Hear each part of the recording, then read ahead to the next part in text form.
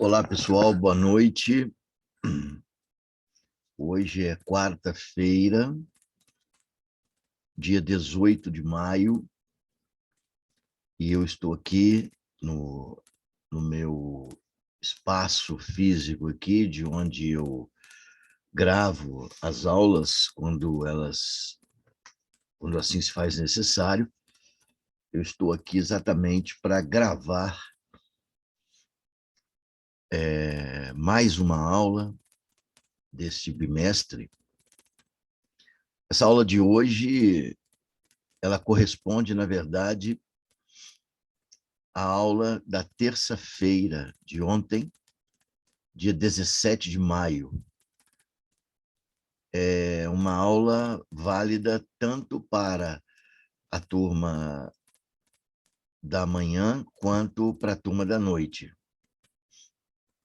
Então, eu vou, na verdade, dar continuidade aqui ao programa da nossa disciplina. A última aula também tive que disponibilizá-la como aula gravada, por conta exatamente desse meu problema, não é, de ter contraído o vírus do Covid. Eu amanhã, quinta-feira, à tarde, devo fazer mais um teste para ver se eu estou liberado, né? Se eu estou liberado aí desse vírus, e dando tudo certo, eu espero que assim aconteça. Então, amanhã, quinta-feira, à noite, nós teremos nossa aula normal, em sala de aula. Da mesma maneira, acontecerá também com a turma da manhã, na sexta-feira. Eu espero que a aula da sexta-feira de manhã também já seja novamente presencial. Caso contrário, nós vamos ter que gravar mais uma aula, né? Bom, então é sempre bom a gente resgatar, né, e situar o que nós vamos trabalhar aqui hoje dentro do programa da disciplina. Na última aula nossa, nós vimos aqui que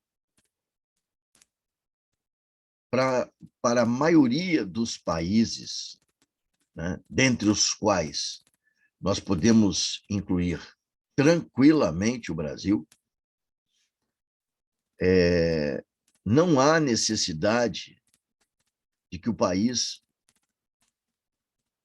se submeta, né, ou se transforme em um país economicamente dependente de outros países para promover o seu desenvolvimento, né? No nosso último encontro, nós falamos a respeito da experiência histórica do Japão e mostramos que mesmo um país com várias limitações, várias deficiências em termos de recursos naturais, em termos de disponibilidade de terras, etc. Mesmo um país com todas essas limitações territoriais, inclusive complicações de ordem geográfica, né? Tudo isso, mesmo assim, o Japão mostrou para nós que é perfeitamente possível que um país se desenvolva com um largo grau de autonomia econômica. Eu quero aproveitar essa oportunidade para dizer o seguinte: a história, como foi o caso aqui de nós termos abordado um pouco da história do desenvolvimento econômico do Japão, a história, ela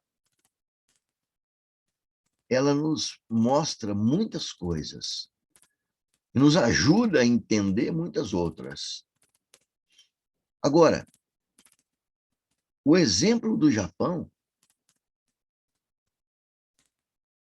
possivelmente não é aplicável aqui no Brasil, por razões diversas, né? Nós não vivemos mais a mesma época, em primeiro lugar. As estruturas políticas, culturais do Japão daquela época, que permitiu o país direcionar o seu desenvolvimento da maneira como nós vimos, não se verifica necessariamente no Brasil. Aliás, certamente não se verifica. Então, veja, estudar o caso japonês, o propósito disso não era aprender com a experiência do Japão para replicá-la no nosso país. Não é esse o propósito. Não foi esse o propósito. O propósito foi mostrar que um país muito menor do que o nosso, com muitas limitações que nós não temos, conseguiu se articular politicamente e dar um direcionamento para as suas políticas econômicas que permitiu que o país se desenvolvesse sem criar vínculos de subordinação com os países mais desenvolvidos. Se há alguma coisa que o que nós vimos aqui sobre o Japão ensina, é exatamente isso. Agora, o Brasil é um outro país, o Brasil tem uma outra história, nós vivemos em outro tempo, o Japão que nós vimos aqui faz perto de 150 anos que aquilo aconteceu, de lá para cá. Então, nós estamos há 150 anos. As condições internacionais, por exemplo, com as quais o Japão conviveu, nós temos outra cultura. Então, o único aprendizado, porém precioso, que nós temos a ganhar com o que nós conhecemos do Japão é que um país como o Brasil, com a enormidade de recursos naturais, terras, rios, mares, com esse clima maravilhoso que o país tem, com uma população relativamente densa. O Brasil e a América Latina, de um modo geral, não podem mais, depois de conhecer o exemplo do Japão, se auto-enganarem, dizendo que nós não temos capital, que nós não temos tecnologia e que nós só podemos nos desenvolver com a ajuda de capitais estrangeiros. Bom, apesar de tudo isso, nesse nosso encontro de hoje, eu quero trazer aqui o modelo real o modelo concreto que o Brasil escolheu para se desenvolver. Né? Um modelo que, como nós vamos ver, foi o oposto daquilo que o Japão fez.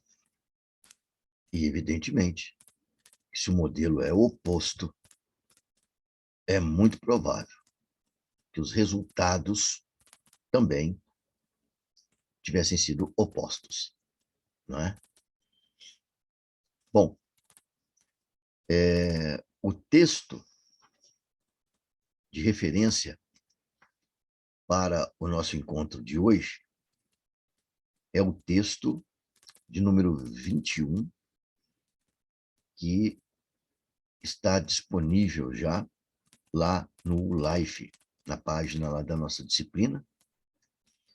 É o texto intitulado O Brasil Endividado, do professor da Universidade Federal do Rio de Janeiro, Reinaldo Gonçalves.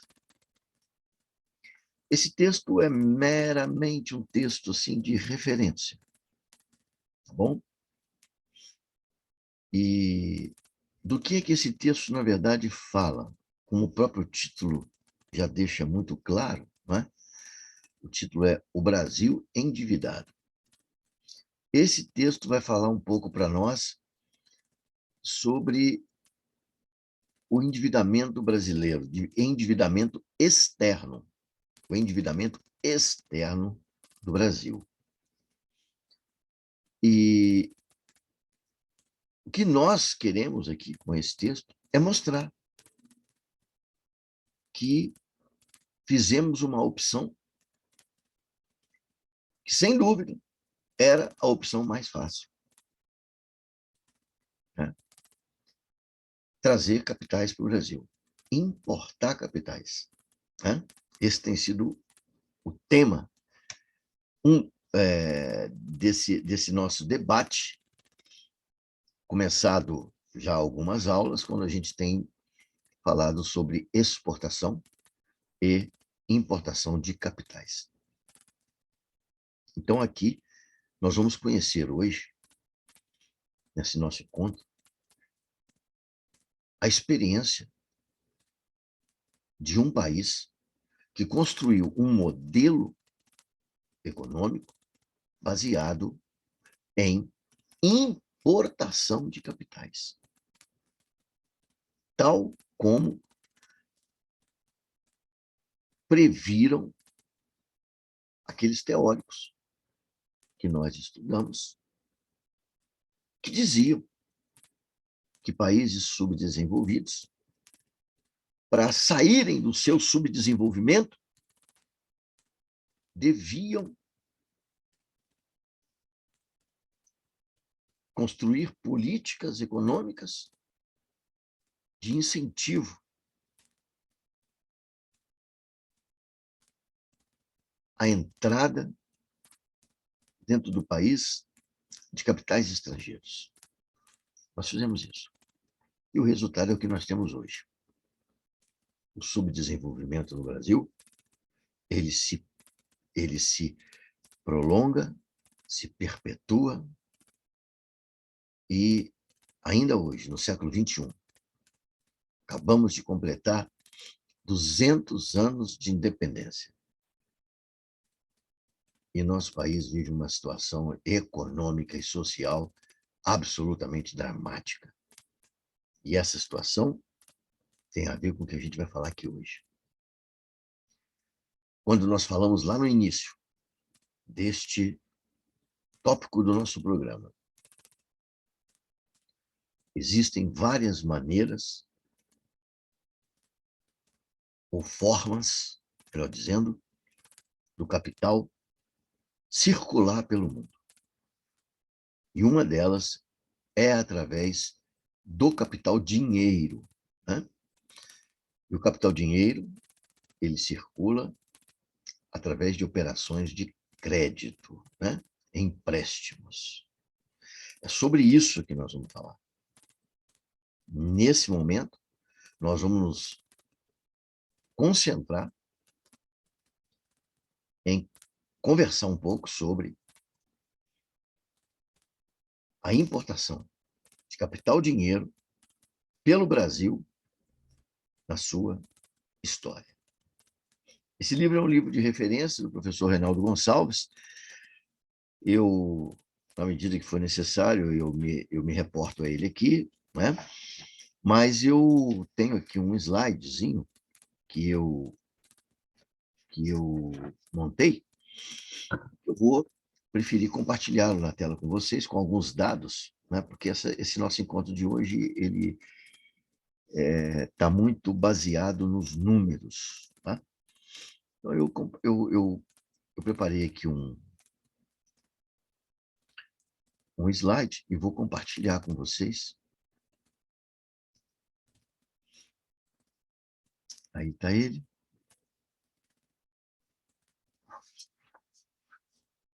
Bom.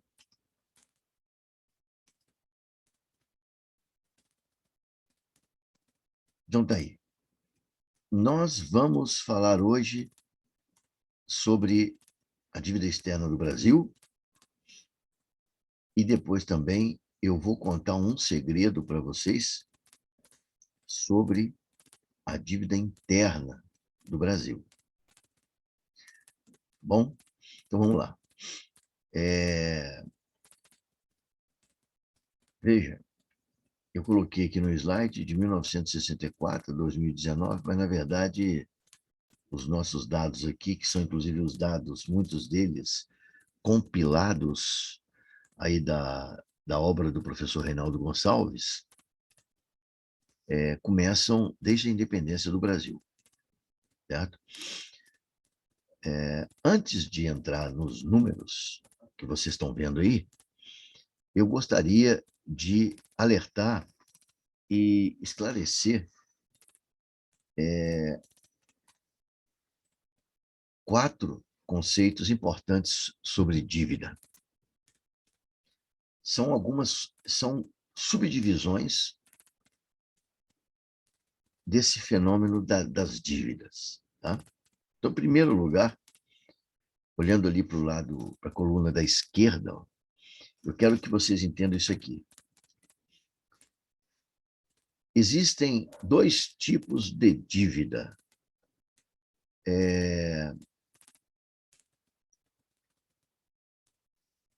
A partir de quem são os devedores. Né? Então, existe uma dívida que nós chamamos de dívida pública.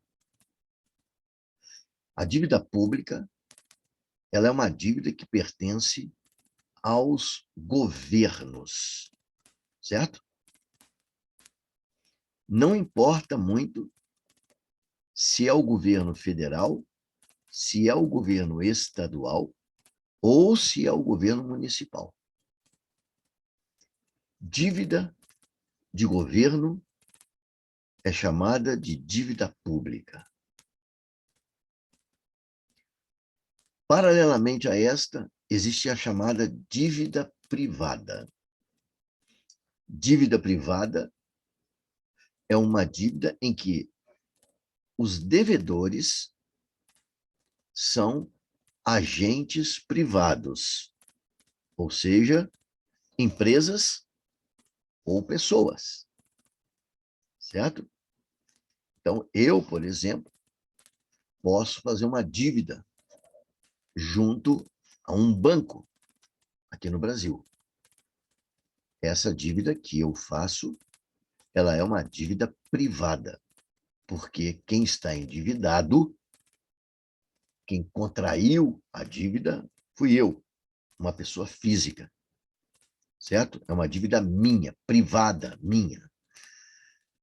Se a Volkswagen se endivida com algum banco, em algum lugar, nós estamos falando de dívida privada, porque a dívida da Volkswagen é só dela, certo? Quem vai pagar a dívida é a Volkswagen. Foi ela que se endividou, é ela quem vai pagar. Estamos falando de dívida privada. Porém, quando o governo se endivida, trata-se de uma dívida pública, porque o que o governo faz com esse dinheiro, via de regra, né, é para atender demandas da coletividade, da sociedade. E amanhã, quem vai pagar por essa dívida também é a sociedade, através dos impostos que vai pagar ao governo. Certo? Ok. Dívida pública, dívida privada. Segunda subdivisão aqui, que existe nas dívidas. Dívida interna e dívida externa. E aqui, eu quero que vocês fiquem atentos para entender que dívida interna é uma dívida registrada em moeda nacional, certo? Então, quando tomo dinheiro emprestado, no Banco Santander, por exemplo, não importa que o banco que vai me emprestar dinheiro seja um banco multinacional. Não importa isso. Importa que aqui no Brasil, o Banco Santander, ele geralmente empresta dinheiro em reais. Então, eu tomo dinheiro emprestado no Banco Santander em reais e essa é uma dívida privada interna. Ok? Se a Volkswagen toma dinheiro emprestado no Brasil de uma agência do Banco Santander, dentro do Brasil, e esse empréstimo ele é em reais, essa dívida é uma dívida privada interna. Certo? Veja que, nesse caso aí, a Volkswagen é uma multinacional, o Santander é um banco multinacional, e ainda assim, essa dívida é uma dívida privada interna, porque é em reais. Agora, se a Volkswagen, para investir, por exemplo, no Brasil, ela toma dinheiro emprestado do Banco Santander, através de uma agência da Espanha, do banco, então provavelmente essa dívida vai ser registrada em dólar ou em euros. E o Banco Santander vai emprestar este dinheiro para a Volkswagen em dólar ou em euros. A dívida vai ser registrada em dólar ou em euros. Essa dívida é uma dívida privada, porque é da Volkswagen, mas ela é externa. E também tem as dívidas do governo. O governo, ele pode tomar dinheiro emprestado dentro do Brasil, em reais, ou ele pode tomar dinheiro emprestado junto a instituições bancárias no exterior. E o dinheiro emprestado pode ser em dólar, por exemplo. Certo? Neste caso, vamos ter uma dívida externa. Resumindo, porque isso aqui é muito simples. Se a dívida foi contratada, certo? Em reais, não importa quem é o credor e não importa quem é o devedor. Importa a moeda em que a dívida é contratada. Se ela é contratada em reais, é dívida interna.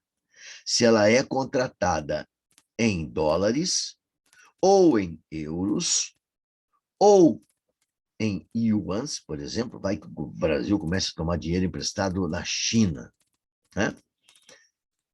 É dívida externa. Então, o que define se uma dívida é interna ou se ela é externa, presta atenção nisso, hein, gente? Não é o credor e nem o tomador do empréstimo. É a moeda em que a operação de empréstimo é realizada. Combinado? Beleza? Maravilha. Muito bem, agora veja só. Nessa nossa disciplina, nós não vamos trabalhar nem com dívida pública interna, nem com dívida privada interna. Apenas um pouquinho mais para frente, eu vou ser obrigado a falar com vocês sobre a dívida pública interna, porque existe algo aí de interessante, de importante a ser dito. Então, quando acontecer isso, eu vou falar sobre dívida pública interna também, tá bom? Mas as dívidas internas, de um modo geral, quem vai cuidar desse assunto, depois vai conversar com vocês, vocês vão estudar, é o professor ou a professora da disciplina de Economia Brasileira, tá bom? Ok. Bom, gente, então olha só, eu tenho aqui os dados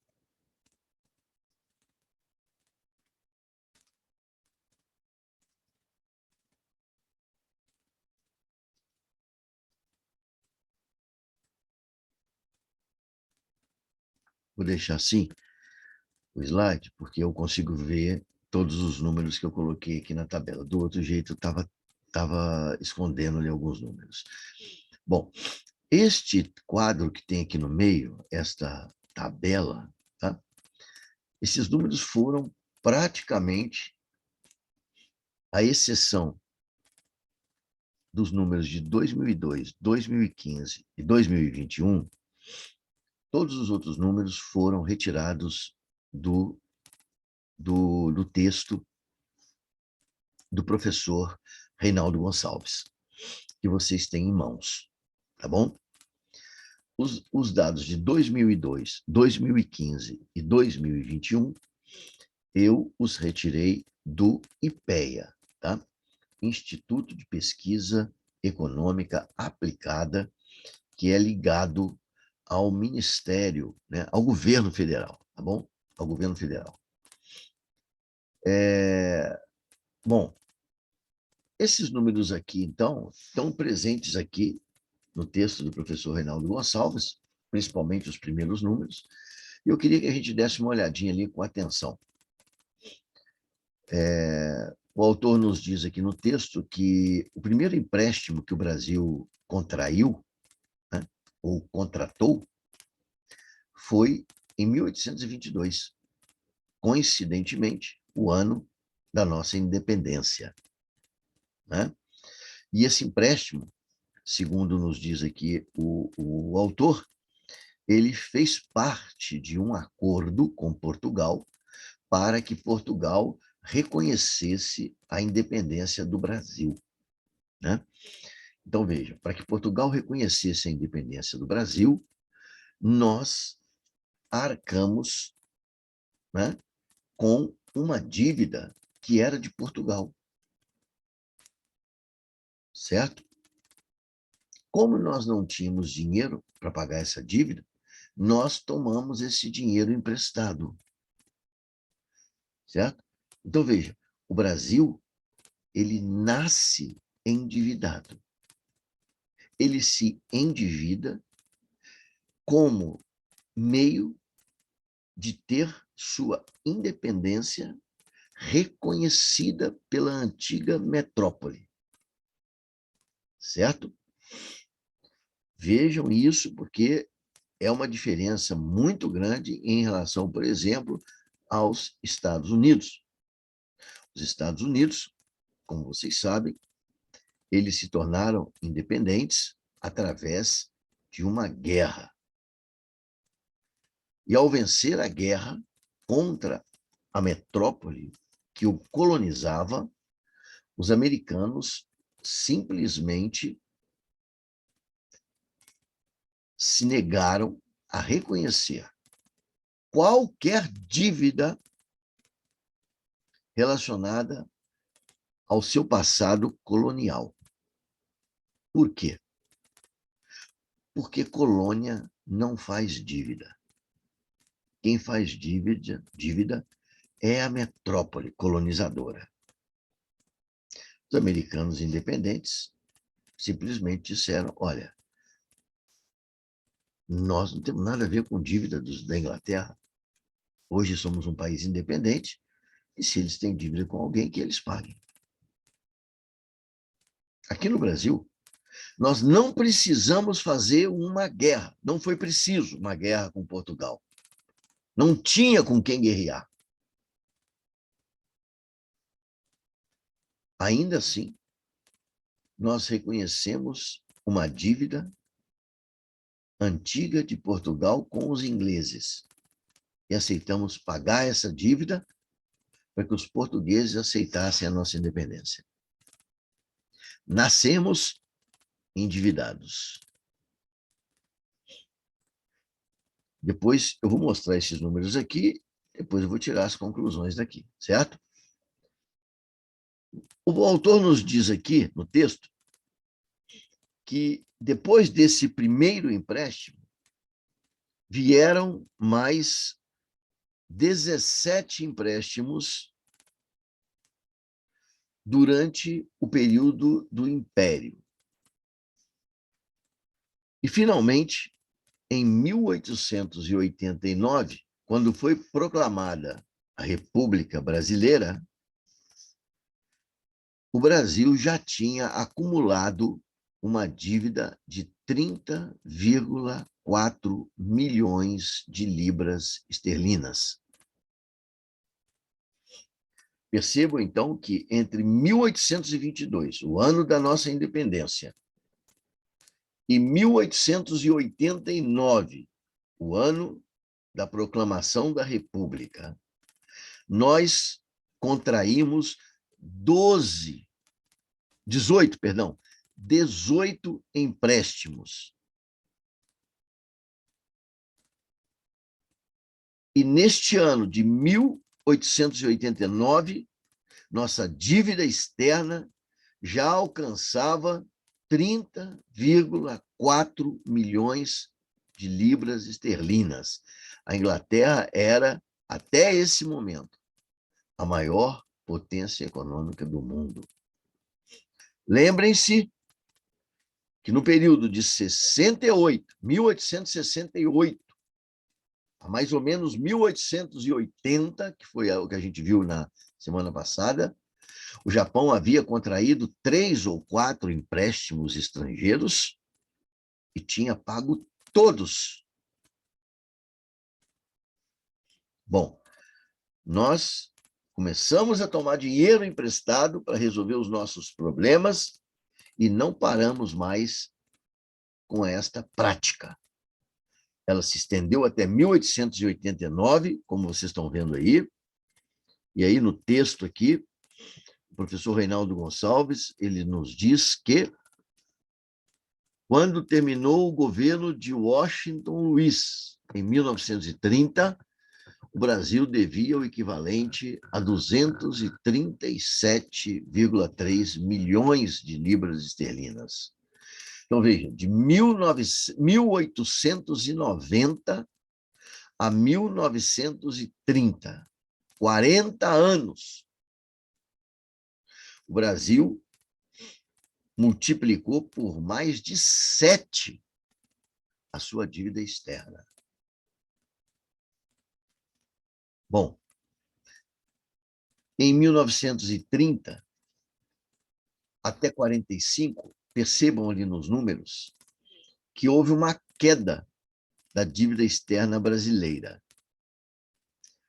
Mas percebam também que foi a única queda que houve ao longo de toda essa história que vocês estão vendo aí nesse quadro, nessa tabela. Bom, se foi o único período em que houve uma queda da nossa dívida externa, eu acho que vale a pena nós nos perguntarmos por quê. Né? E a explicação não é complicada. Né? O que acontece é que o ano é 1930, como vocês estão vendo. Esse ano marca logo o segundo ano, né, da Grande Depressão Econômica Mundial, que se iniciou em 1929. E quando veio a grande crise de 1929, o que aconteceu é que houve um colapso do comércio internacional. O Brasil, por exemplo, foi violentamente afetado e teve muita dificuldade de continuar exportando os seus produtos de exportação, que eram produtos primários, especialmente o café. Então, houve uma queda brutal nas exportações brasileiras. Né? E qual foi a consequência disso? A consequência disso é que se a gente não exportava mais, ou exportava muito menos, entrava muito poucos dólares no Brasil. E a nossa reduzida disponibilidade de dólares fazia com que os emprestadores de dinheiro tivessem receio de emprestar dinheiro para o Brasil, porque não tinha garantia nenhuma de que nós pagaríamos esses empréstimos. E não pagaríamos não porque não por não querer, não por entrar em conflito com os bancos estrangeiros. Não, não, não. Não pagaríamos porque não teríamos dinheiro. Diga-se de passagem, em 1931, o presidente Getúlio Vargas ele foi obrigado a declarar a suspensão dos pagamentos da dívida externa brasileira. Exatamente isso aconteceu. Né?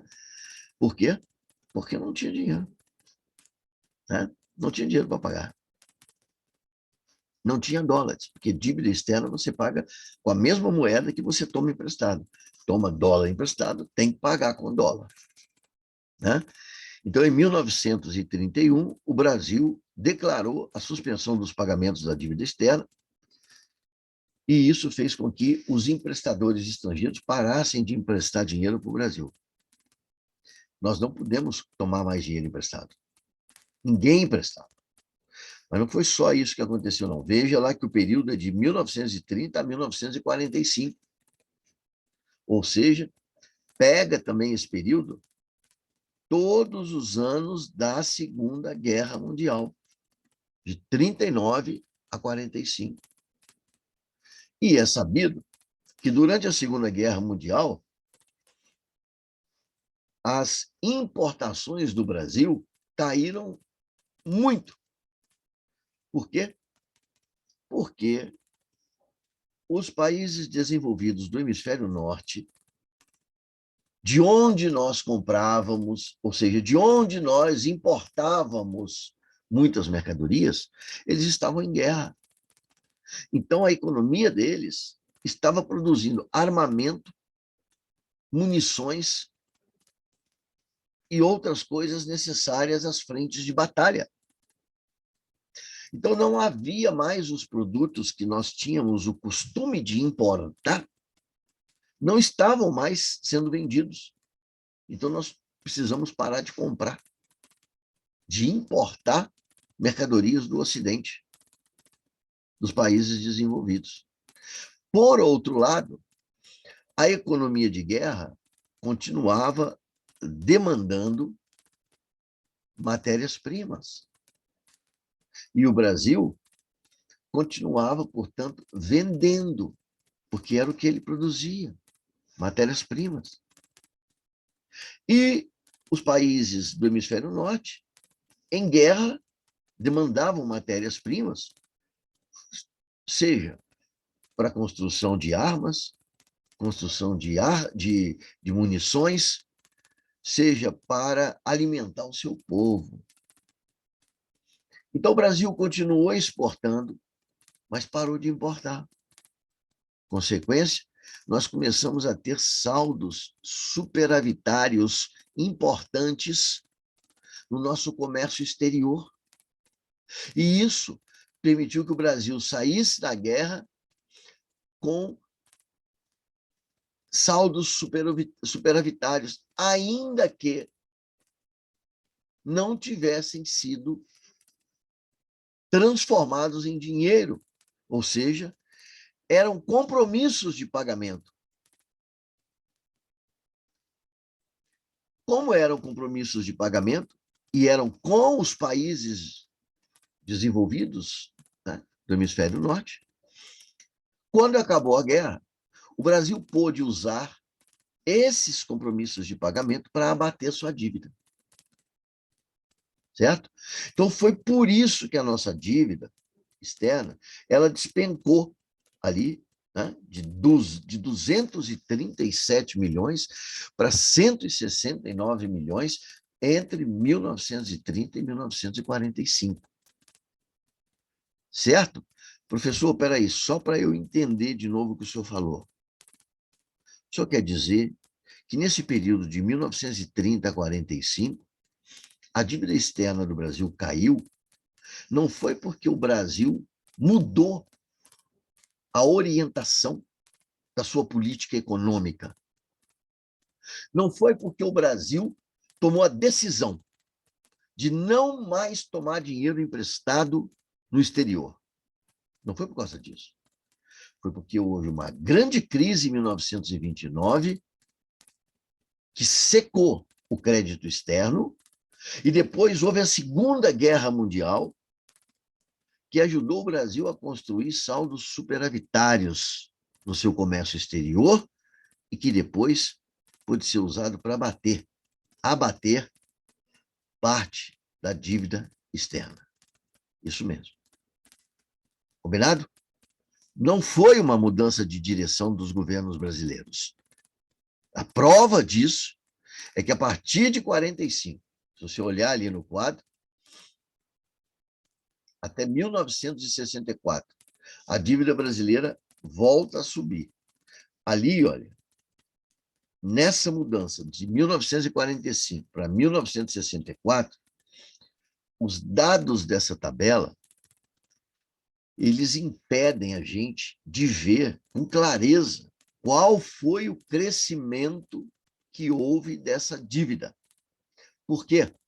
Porque você vai perceber ali, ó, que em 1945, as dívidas externas do Brasil eram ainda com a Inglaterra.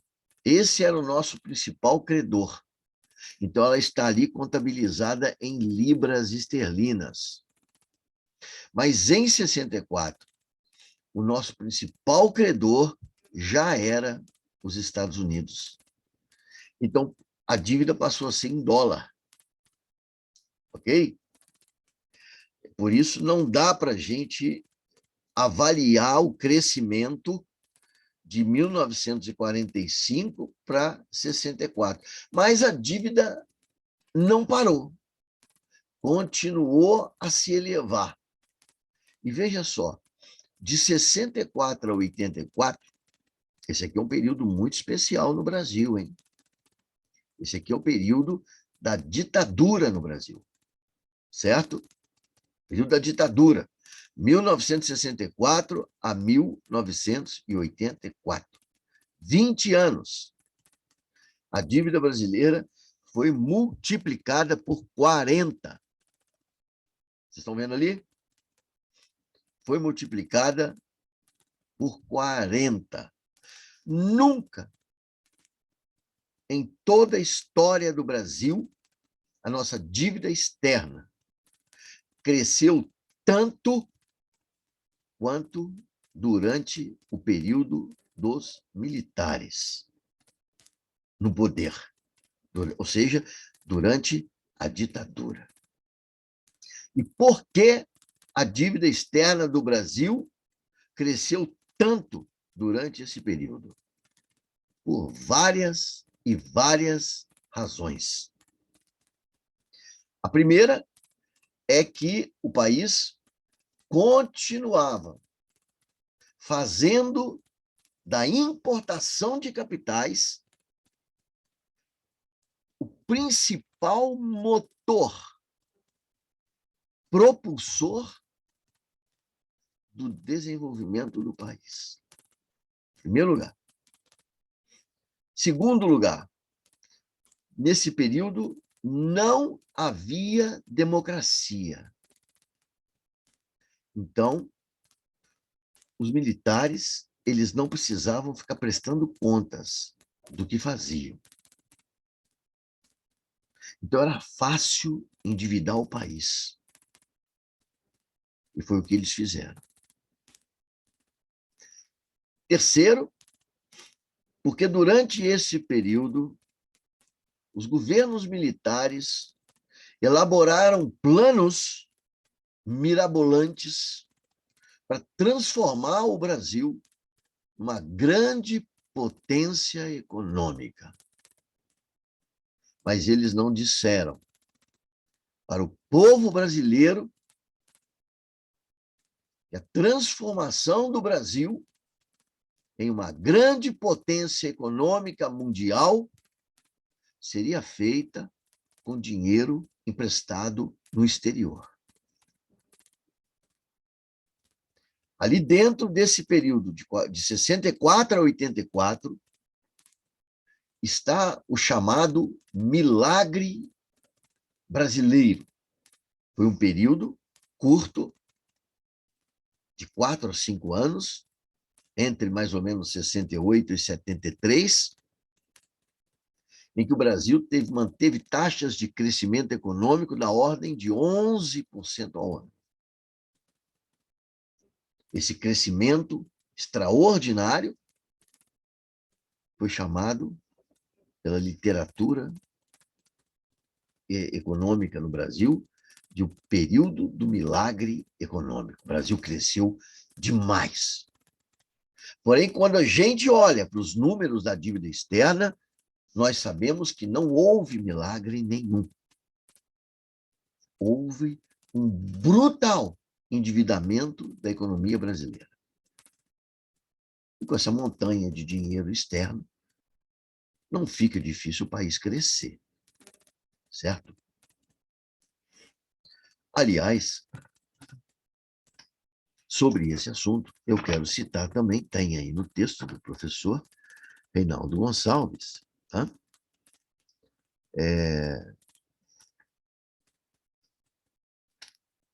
Um dado interessante. Ele diz aqui, ó, que nesse período aí, intitulado O Período do Milagre Econômico, ele está na página 11 do texto, tá?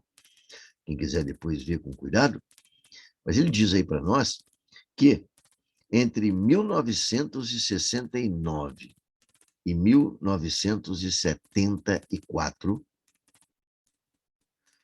no chamado período do milagre econômico, vejam bem, a taxa média de crescimento da economia foi de 10,7%. Eu falei 11%, mas foi 10,7%, segundo nos diz o autor do texto.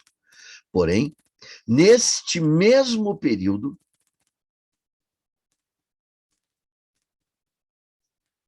a dívida cresceu a taxa percentual maior.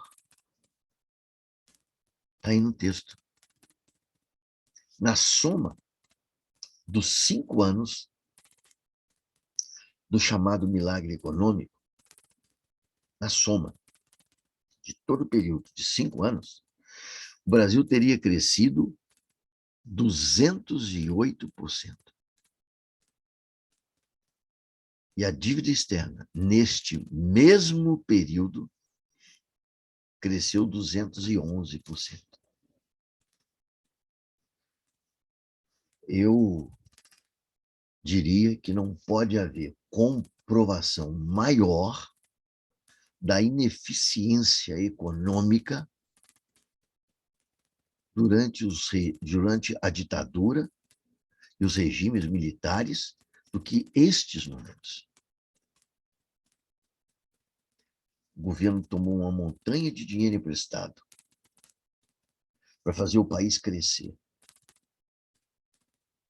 Só que o crescimento foi menor do que o montante de dinheiro tomado emprestado. Bom, vamos seguir e a gente pula, então, de 1984, a gente pula para 1994. E ali a gente percebe que a dívida externa brasileira teve mais um crescimento, também importante, de 50% aproximadamente, né? De 102 para 148, quase 50% de crescimento. Esse período aí corresponde aos primeiros anos da redemocratização do Brasil. Nesse período aí, estiveram à frente do governo brasileiro o ex-presidente José Sarney, o ex-presidente Fernando Collor de Mello e o ex-presidente Itamar Franco.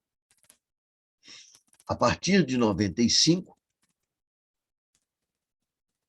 o novo presidente do Brasil foi Fernando Henrique Cardoso, que ficou no governo por 2 mandatos, até 2002. Ali está 2002 na tabela. Entre 94 e 2002, a dívida brasileira subiu mais cerca de 50%, aproximadamente aí 50%, certo? Pouco mais de 50%. Mas foram só 8 anos de governo, né? O que importa para nós, e que eu quero que vocês percebam, é que a dívida não para de crescer. Depois, em 2003, assumiu o governo o ex-presidente Lula. Ele ficou até 2010 e aí assumiu o poder, assumiu o governo, a sua sucessora, a presidenta Dilma Rousseff.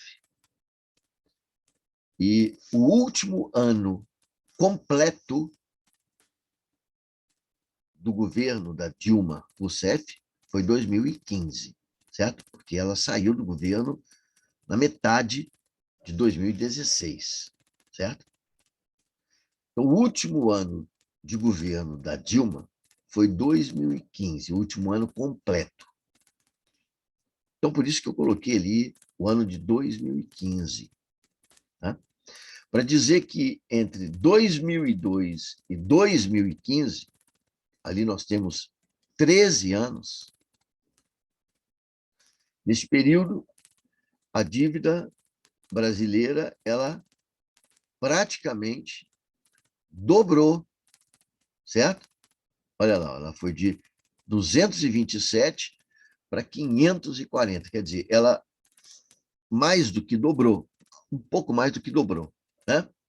Arredondando, como nós fizemos nos outros casos, podemos dizer que a dívida brasileira dobrou.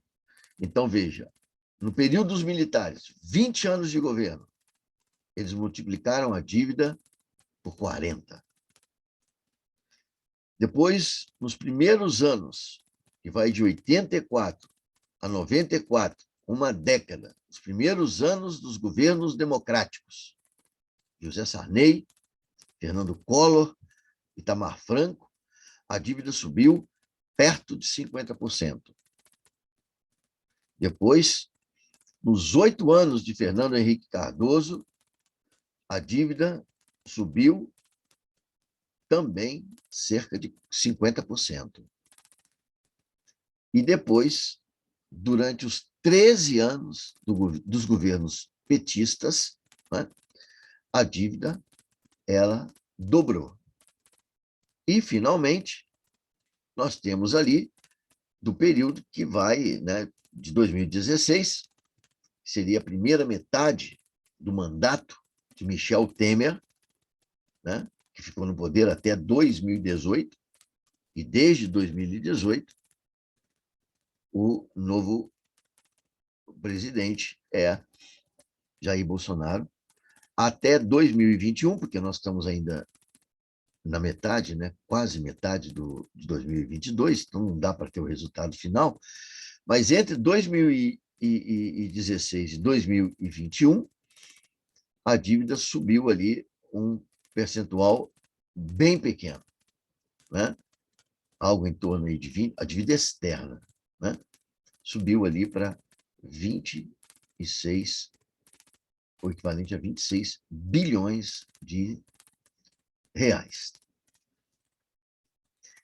Bom, minha primeira conclusão aqui é a seguinte: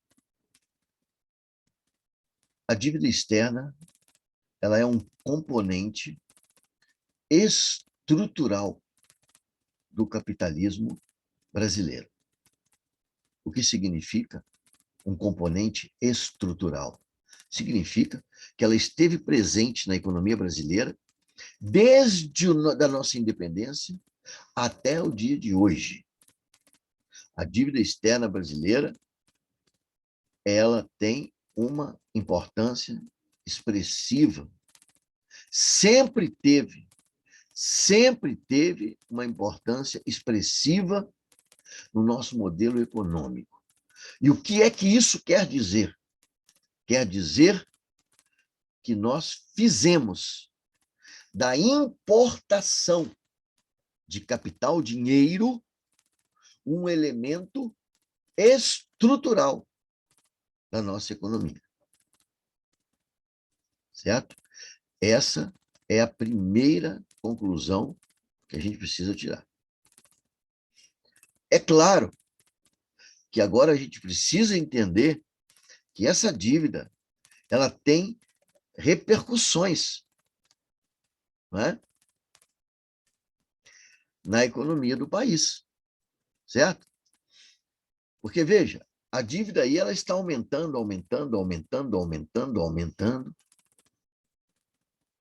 e nós, quer dizer, o governo do Brasil paga juros sobre essa dívida.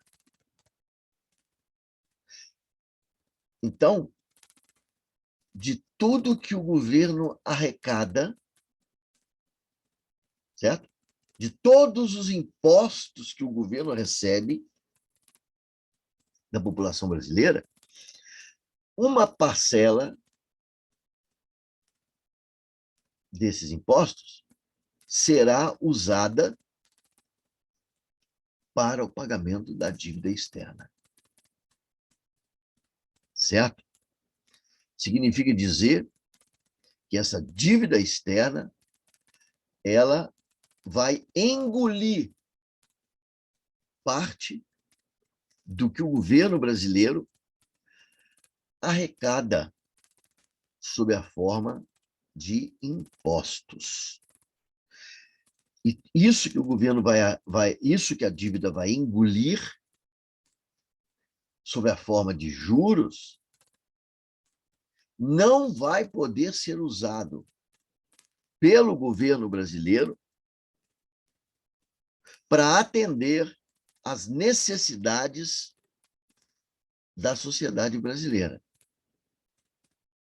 Portanto, a capacidade do governo brasileiro de atender às necessidades da sociedade brasileira ficam comprometidas pelo menos parcialmente, por causa dessa dívida externa.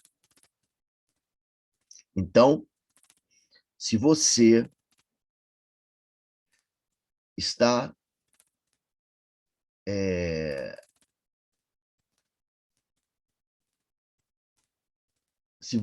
está infeliz porque gostaria de ver o governo brasileiro investindo mais em saúde pública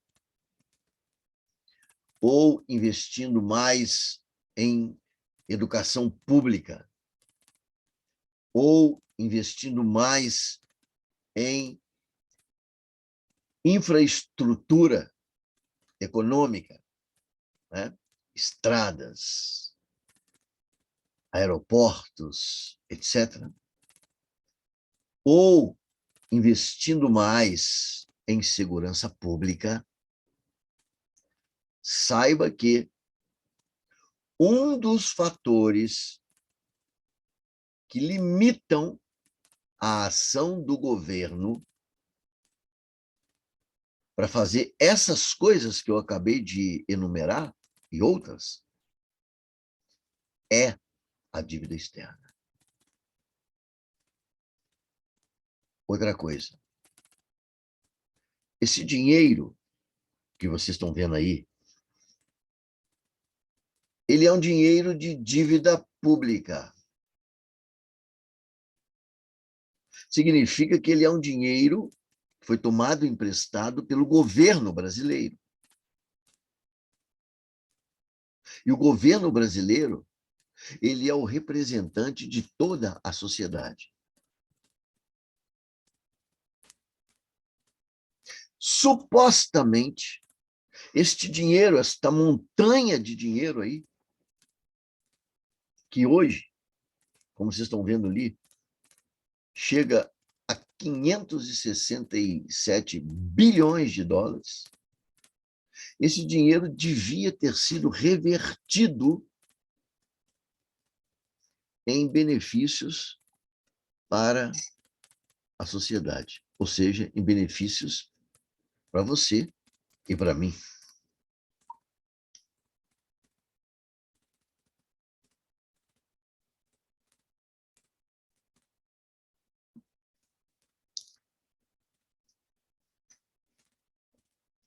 Não só porque o governo é nosso representante, mas porque somos nós, você e eu, quem vamos pagar essa porcaria. Estamos pagando e vamos continuar pagando. Porque é o dinheiro do imposto que você e que eu pagamos que vai ser usado para pagar isso, esses juros.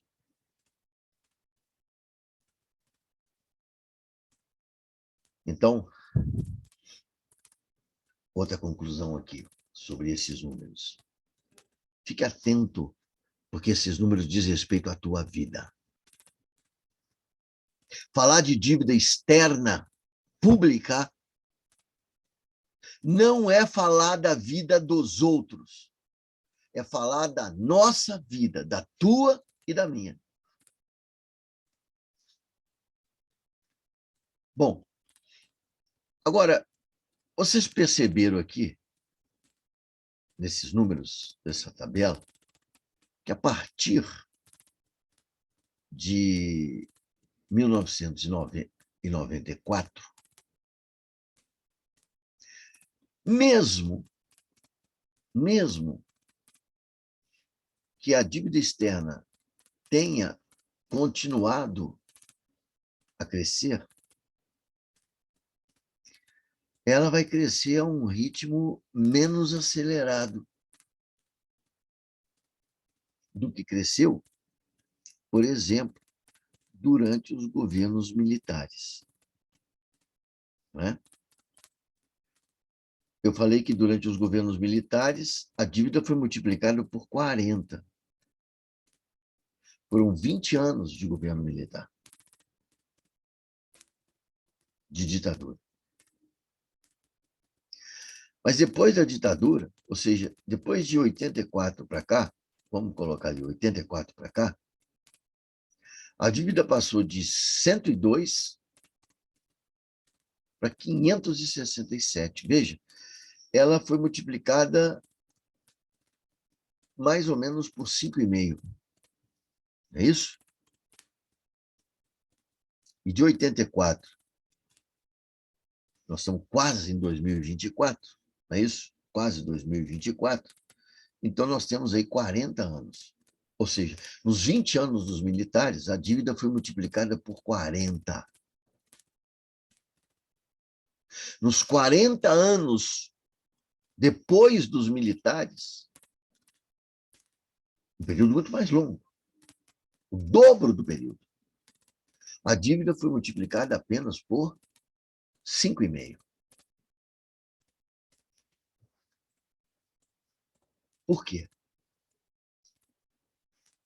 Antes de ir para frente, me perdoem, mas eu preciso voltar ao período da ditadura militar para fazer aqui uma observação importante sobre esse crescimento da dívida aí, tá? Porque senão eu vou estar cometendo aqui uma injustiça de não fazer menção a duas coisas muito importantes que vão acontecer nesse período.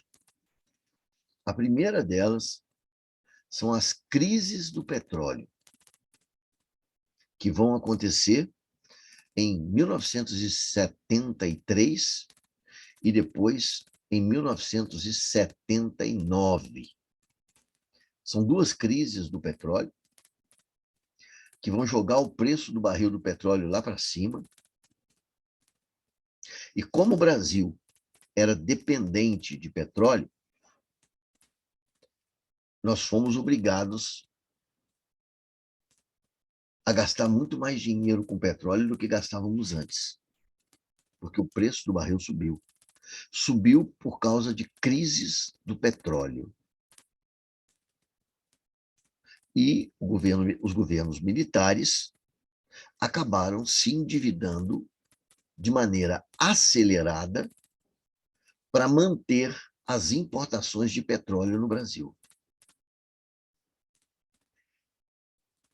O segundo elemento importante acontece em 1979, também, depois da crise do petróleo, da segunda crise, que foi quando o governo dos Estados Unidos decidiu subir com os juros internacionais. Nós, para comprar petróleo, tomávamos dinheiro em dólar, emprestado. Quando o petróleo subiu de preço, nós tivemos que tomar mais dinheiro emprestado para poder continuar comprando a mesma quantidade de petróleo, porém um petróleo mais caro. Acontece que também em 79 os Estados Unidos aumentaram os juros dos empréstimos internacionais. Consequentemente, nós passamos a pagar mais caro, nós brasileiros, não apenas pelo petróleo importado, mas também pelo dinheiro que nós tomávamos emprestado para comprar o petróleo importado. Ok? Então, vamos deixar claro. Houve péssima gestão financeira dos governos militares.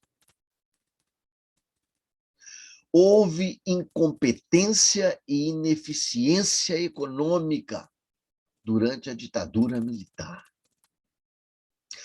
Mas também houve, pelo menos, dois acontecimentos importantes: as crises do petróleo e a elevação das taxas internacionais de juros, que, na verdade, não eram de responsabilidade dos governos da ditadura, certo? Mas eles contribuíram para o caos a partir da maneira como decidiram enfrentar esses problemas internacionais. Ok? Muito bem. Então, gente, eu quero explicar para vocês aqui agora por que o ritmo de endividamento externo do Brasil diminuiu a partir de 1995.